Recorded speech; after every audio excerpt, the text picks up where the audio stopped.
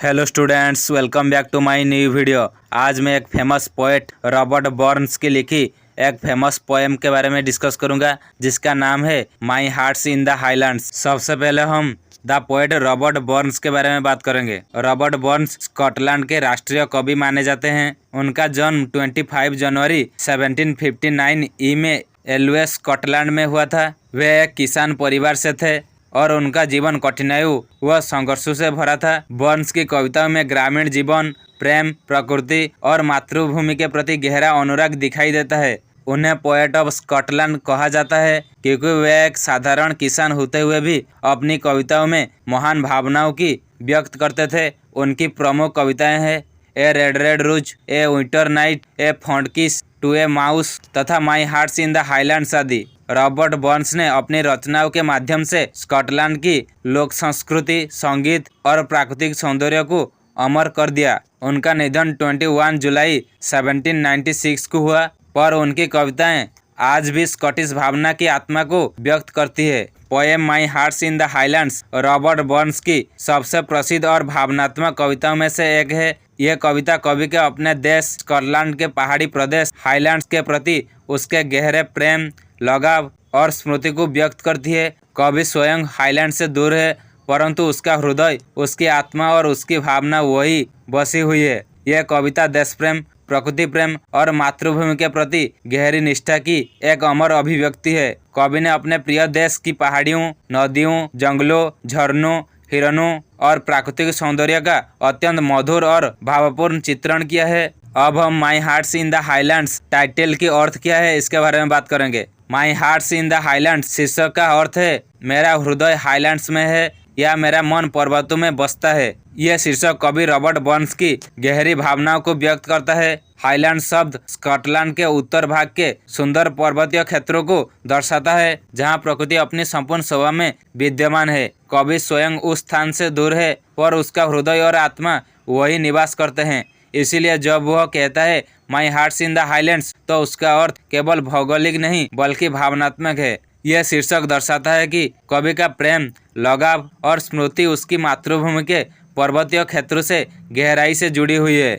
अब हम इस पोएम की सामरी के बारे में बात करेंगे। कविता की शुरुआत में कवि बड़े ही भावपूर्ण स्वर में कहता है माई hearts in the highlands, my hearts is not here, my hearts in the highlands A chasing the deer. कवि कहता है कि उसका हृदय यहाँ नहीं है बल्कि वह हाईलैंड्स में है, जहाँ वह अपने मन में हिरणों का पीछा करता है, प्रकृति की गोद में खो जाता है। हाईलैंड्स उसके लिए केवल एक स्थान नहीं बल्कि भावनाओं, यादों और आत्मा का निवास स्थान है। कवि वहाँ के पहाड़ों, नदियों, झरनों और वनों का अत्यंत सुंदर चित्र खींचता है। वह कहता है हाईलैंड्स की ठंडी हवा, वहाँ की घाटियाँ, झरने और विस्तृत मैदान सब कुछ उसकी आत्मा में रचे बसे हैं। कवि को अपने देश की पर्वतीय भूमि से गहरा प्रेम है और वह दूर रहकर भी वहाँ के हर दृश्य को अपनी आंखों में बसा कर रखता है। कविता के अंतिम अंश में कवि कहता है कि वह हमेशा अपने हाईलैंड्स के लिए शुभकामनाएं देता रहेगा।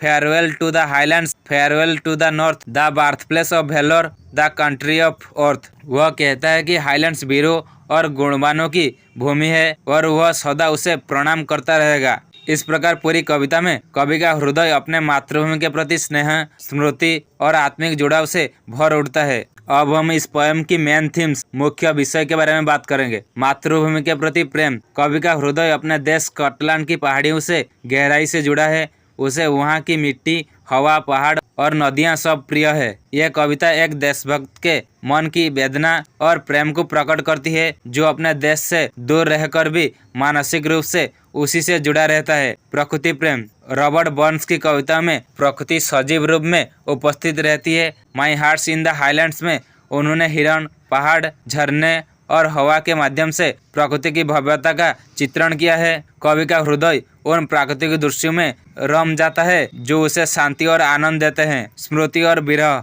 कवि हाईलैंड से दूर है, पर उसकी यादें उसे कभी नहीं छूटती। यह एक ऐसे व्यक्ति की करुणा पुकार है जो अपने घर, अपने बचपन और अपनी भूमि के स्मृतियों में जी रहा है। ये भाव एक नॉस्टैल्जिक टोन, स्मृति वेदना उत्पन्न करता है जो कविता की आत्मा है। गौरव और सम्मान। कवि अपने देश को वीरों और सम्माननीय लोगों की भूमि कहकर गर्व महसूस करता है। वह केवल अपने देश की सुंदरता की प्रशंसा नहीं करता बल्कि उसके महान इतिहास और संस्कृति का भी आदर करता है। अब हम इस पोएम की कंक्लूजन निष्कर्ष क्या है इसके बारे में बात करेंगे। माई हार्ट्स इन द हाईलैंड्स एक अत्यंत भावपूर्ण कविता है जिसमें रॉबर्ट बर्न्स ने अपने मातृभूमि स्कॉटलैंड के प्रति गहरा प्रेम व्यक्त किया है। यह कविता न केवल एक कवि की अपनी भूमि के प्रति निष्ठा का प्रतीक है बल्कि हर उस व्यक्ति की भावना को भी दर्शाती है जो अपने घर या देश से दूर रहकर भी वहाँ की स्मृतियों से बंधा रहता है। कविता हमें यह सिखाती है कि सच्चा प्रेम चाहे वह मातृभूमि के लिए हो या प्रकृति के लिए